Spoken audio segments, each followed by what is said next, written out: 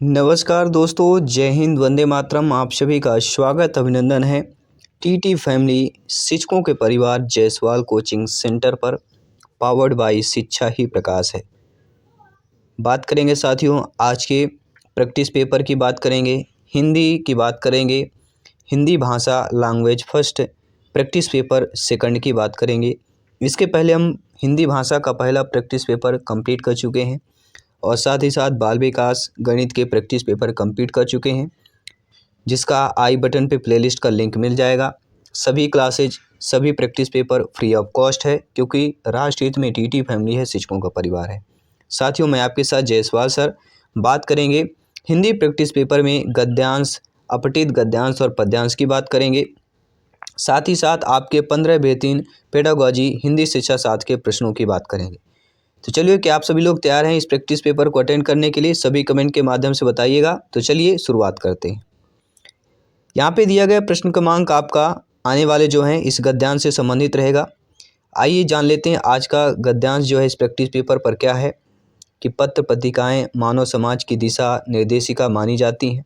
समाज के भीतर घटती घटनाओं को लेकर परिवेश की समझ उत्पन्न करने का कार्य पत्रकारिता का प्रथम महत्वपूर्ण है। तो देखिए, पत्रकारिता से संबंधित आपका गद्यांश है और इस गद्यांश को आप लोगों को पढ़ लेना है वीडियो पॉज करके। हम डायरेक्टली अब क्वेश्चन आंसर की बात करेंगे। पहला प्रश्न है, इस गद्यांश से रिलेटेड ही प्रश्न है कि पत्रकारिता का प्रथम व सर्वप्रमुख कर्तव्य क्या होता है? पहला ऑप्शन है समाज की घटनाओं से रूबरू कराना, समाज में अपना वर्चस्व कायम करना, राजनीतिक चिंतन की समझ पैदा करना या सामाजिक चिंतन की समझ पैदा करना। प्रत्येक भाई बहन शिक्षक बंधु सभी कमेंट करेंगे जिनका सपना है गवर्नमेंट टीचर बनना, अध्यापक अध्यापिका बनना। साथियों, पत्रकारिता का जो प्रथम व सर्व प्रमुख कर्तव्य होगा, अकॉर्डिंग टू क्वेश्चन, समाज की घटनाओं से रूबरू कराना। पहला ऑप्शन सही हो जाएगा। अगला प्रश्न है, हिंदी पत्रिकाओं को आरंभ करने का मुख्य प्रेरणा स्रोत क्या था? एक नया व्यवसाय खड़ा करना, राष्ट्रीयता का विकास, स्वाधीनता की चाह व प्राप्ति का प्रयास या हिंदीतर भाषी क्षेत्रों में हिंदी को मान्यता दिलाना। हो सकता है यही आपका गद्यांश आपके एग्जाम में आ जाएगा, तो सारे आपके 15 प्रश्न अच्छे तरीके से हो पाएंगे और 5 मिनट में हो सकेगा कंप्लीट कर पाएंगे। तो ये जो अदर एक्स्ट्रा 10 प्रश्न मिल जाएंगे आपको अदर सब्जेक्ट के लिए समझने के लिए मिल जाएगा, तो बहुत ही अच्छा होता है और एक तरीका भी मिल जाता है हमें। तो हिंदी पत्र पत्रिकाओं को आरंभ करने का मुख्य प्रेरणा स्रोत क्या है? स्वाधीनता की चाह व प्राप्ति का प्रयास। सी ऑप्शन सही हो जाए। अगला प्रश्न है, पत्रकारिता द्वारा निम्न में से कौन सा कार्य संपन्न किया जा सकता है? देखिए, पत्रकारिता द्वारा राजनीतिक समझ पैदा की जा सकती है, पत्रकारिता द्वारा सामाजिक समझ पैदा की जा सकती है और पत्रकारिता द्वारा समाज एवं परिवेश की समझ विकसित की जा सकती है। तो ये सभी वाला जो हमारा दिया गया है, ये पत्रकारिता द्वारा ये तीनों किया जा सकता है। ये सभी डी ऑप्शन सही हो जाएगा। बात करेंगे अगले प्रश्न की, पत्रकारिता से संबंधित निम्नलिखित में से कौन सा कथन सत्य नहीं होगा? नेगेटिव नकारात्मक प्रश्न है। देखिए, आप जानते हैं पत्रकारिता से संबंधित जो है इसने राष्ट्रीयता के मिशन को पूर्ण किया है। आज़ादी से पहले पत्रकारिता का युग राष्ट्रीयता के विकास का युग था। दोनों सही दिए गए हैं, लेकिन इसने सभी व्यावसायिकता को नहीं स्वीकारा है। यह हमारा सत्य कथन नहीं होगा, तो इसलिए according to questions B option सही हो जाएगा। अगला प्रश्न दिया गया कि राष्ट्रीय चेतना के विकास के युग में हिंदीतर भाषी क्षेत्रों में पत्रकारों ने अपनी भाषा के रूप में हिंदी का चुनाव क्यों किया है? क्योंकि हिंदी भाषा ही राष्ट्रीय अस्मिता की वाहक थी। बी ऑप्शन सही हो जाएगा। अगला है ग्रामर से संबंधित प्रश्न रहेगा, व्याकरण से संबंधित प्रश्न है, ध्यानपूर्वक समझिएगा। स्वाधीनता का विपरीतार्थक शब्द क्या होगा? सभी कमेंट करेंगे। किसकी बात कर रहे हैं? स्वाधीनता का विपरीत अर्थ वाला शब्द कौन होगा? दासता की बात कर रहे हैं, पराधीनता की बात कर रहे हैं, स्वतंत्रता की बात कर रहे हैं या परकीयता की बात कर रहे हैं? तो आप जानते हैं, समझते हैं, ज्ञानी सर्वज्ञ व्याख्याता भावी अध्यापक अध्यापिकाएं हैं, इस स्वाधीनता का जो विपरीत अर्थ वाला शब्द हो जाएगा वह हो जाएगा पराधीनता। B option is the right answer, correct answer हो जाएगा। अगला प्रश्न है, आज़ादी से पूर्व पत्रकारिता का मुख्य उद्देश्य क्या था?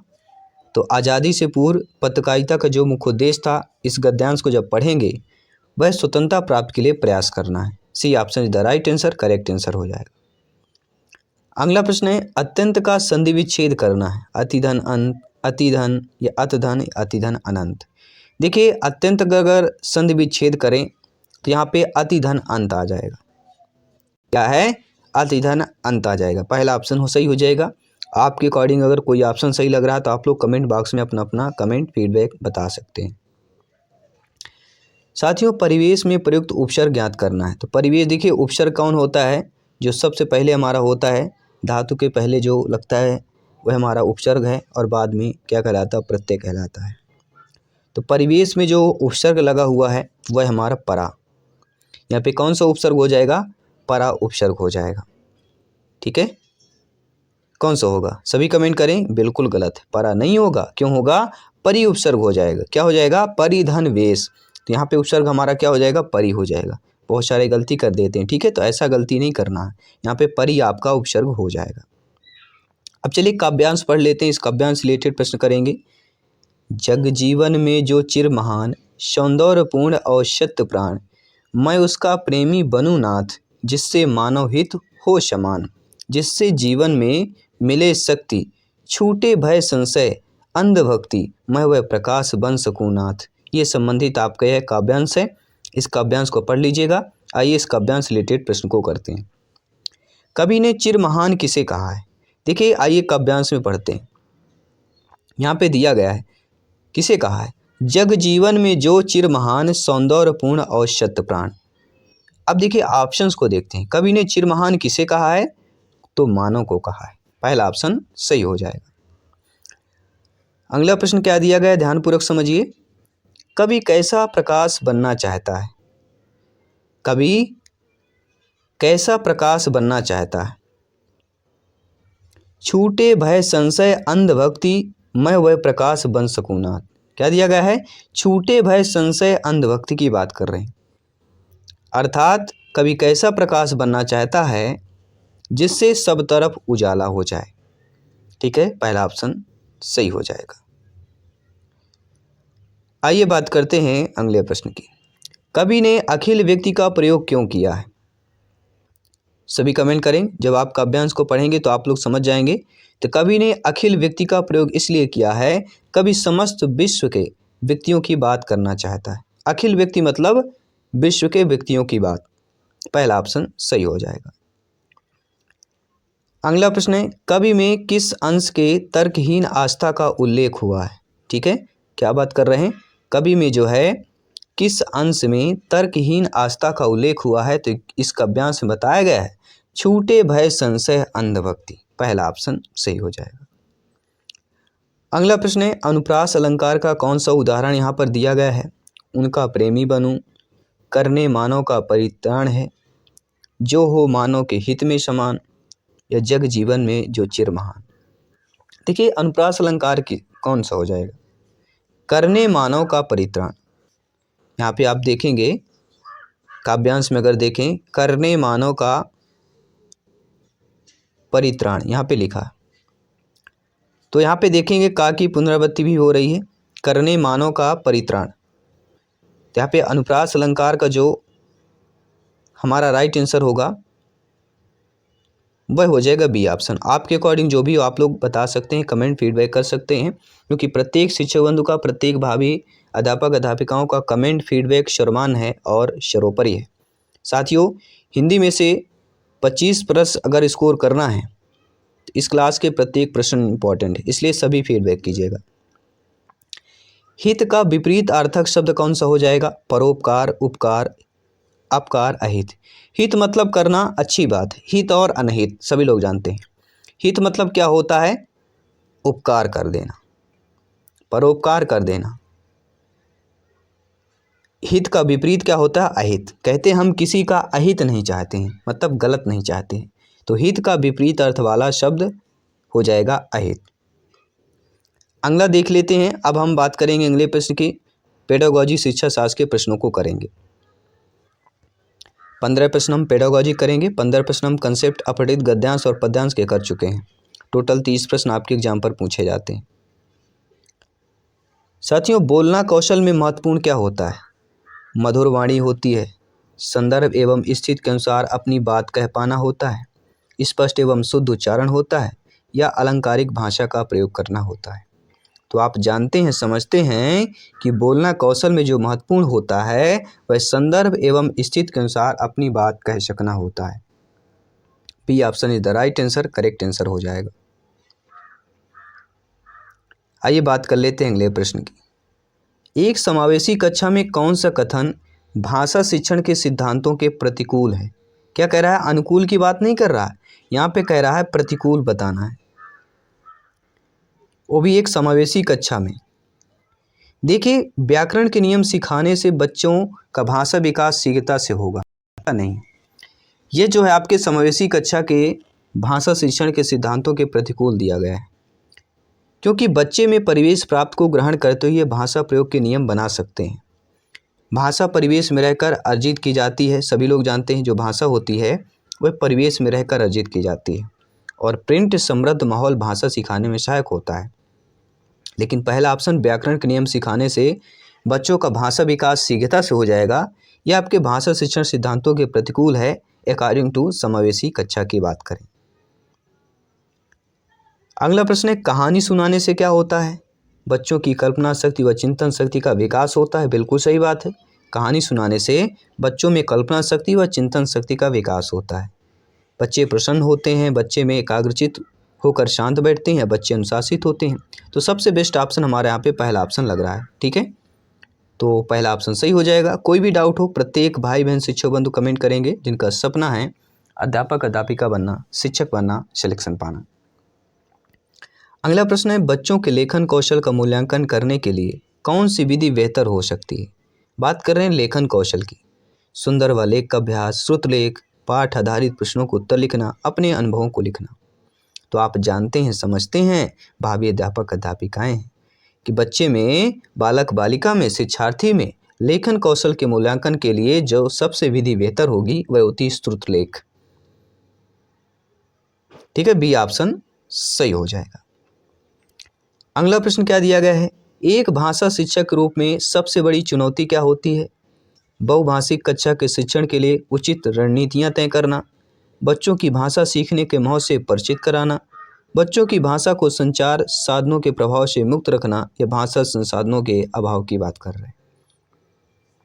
तो एक भाषा शिक्षक के रूप में सबसे बड़ी जो चुनौती होती है साथियों, वह होती है बहुभाषिकता कक्षा के शिक्षण के लिए उचित रणनीतियाँ तय करना।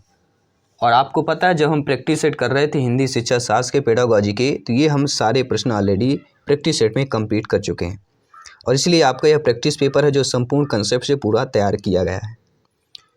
10 प्रश्न और करेंगे, इस प्रैक्टिस पेपर को कंप्लीट करेंगे। अगला प्रश्न है, भाषा शिक्षण में पाठ्य पुस्तक जो होती है अनावश्यक है, एकमात्र संसाधन है, साध्य है या साधन है? तो आप जानते हैं, समझते हैं कि भाषा शिक्षण में जो पाठ्य पुस्तक होती है वह एक साधन कहलाती है। D option is the right answer, correct answer हो जाएगा। अगला प्रश्न है, गृह कार्य के बारे में कौन सा कथन उचित दिया गया है? कि गृह कार्य देना अति आवश्यक है, गृह कार्य अभिभावकों को व्यस्त रखने का उत्तम साधन है, बच्चों की क्षमताओं के अनुसार गृह कार्य दिया जाना चाहिए, या गृह कार्य कक्षा में किए गए कार्य का अभ्यास मात्र है?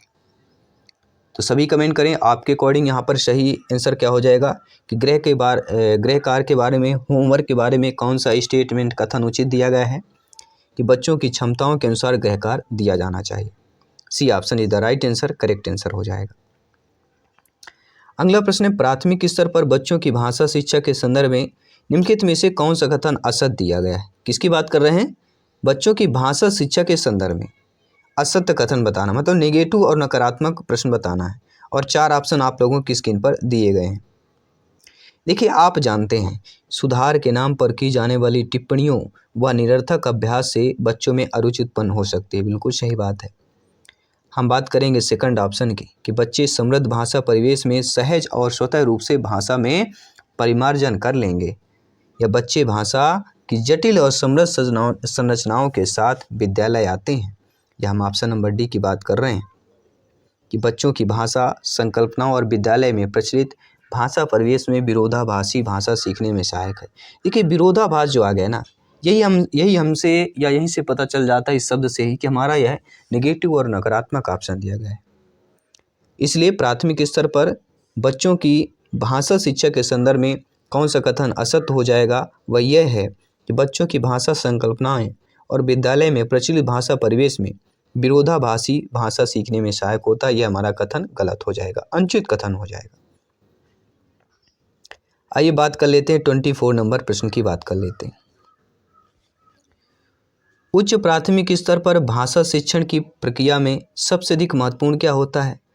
पाठों के शब्दों का अर्थ जानने के लिए शब्दकोश का प्रयोग करना, समाचार पत्र पत्रिकाओं व अन्य भाषिक सामग्री से कही गई बात से निहितार्थ सोच सरोकार की पहचान करना, या पाठ पुस्तक में दिए गए साहित्यिक अंशों की विस्तृत व्याख्या करना, या पठन कौशल पर अधिक बल देना।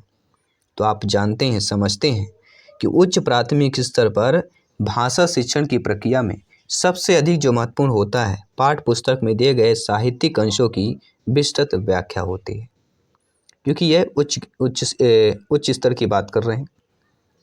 अगला प्रश्न है, भाषा के सतत और व्यापक मूल्यांकन का उद्देश्य क्या होता है?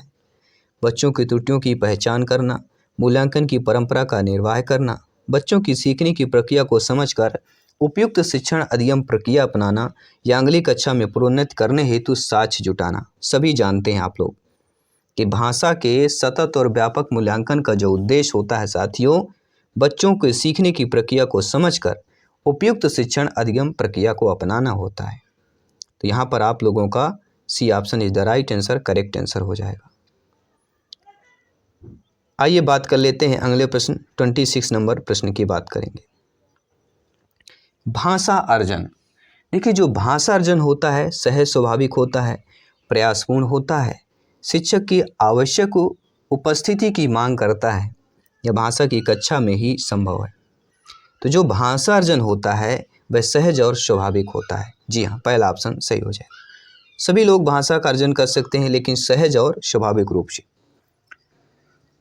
अगला प्रश्न है, उच्च कक्षाओं में जो है भाषा कौशल साध्य है और साधन है, साहित्य है। भाषा की पाठ्य पुस्तक अत्यंत महत्वपूर्ण है। साहित्य साध्य है और भाषा कौशल साधन है। केवल छंद अलंकारों को समझने का प्रयास करना ही भाषा शिक्षण का उद्देश्य है। देखिए उच्च कक्षाओं में अगर देखा जाए तो साहित्य साध्य होता है और भाषा कौशल वहाँ पे साधन होता है। C option is the right answer हो जाएगा। अगला प्रश्न क्या दिया गया है, ध्यानपूर्वक समझिए। बहुत ही अच्छा बेहतरीन BVIP कैटेगरी का प्रश्न है, सिलेक्शन वाला है, बेहतरीन प्रैक्टिस पेपर आपको चल रहा है। अगला प्रश्न है, भाषा के संदर्भ में निदानात्मक परीक्षण का उद्देश्य क्या होता है? किसकी बात कर रहे हैं? निदानात्मक परीक्षण की बात कर रहे हैं। बच्चों को विभिन्न श्रेणियों में विभक्त करना, बच्चों की भाषा प्रयोग संबंधी कठिनाइयों के संभावित कारणों की पहचान करना, बच्चे हेतु भाषा प्रयोग के अवसर जुटाना, या बच्चों को अगली कक्षा में प्रोन्नति करना। तो भाषा के संदर्भ में निदानात्मक परीक्षण का उद्देश्य देखा जाए कि बच्चों की भाषा प्रयोग संबंधी कठिनाइयों के संभावित कारणों की पहचान करना। B option is the right answer, correct answer हो जाए। आइए बात कर लेते हैं साथियों अगले प्रश्न की। अगला प्रश्न है, उपचारात्मक शिक्षण की सफलता मुख्यतः जो है निर्भर करती है समस्याओं की पहचान पर, समस्याओं के कारणों की सही पहचान पर, बच्चों की सामाजिक सांस्कृतिक पृष्ठभूमि पर, या बच्चों की भाषागत त्रुटियों की सूची बनाने की बात कर रहे हैं।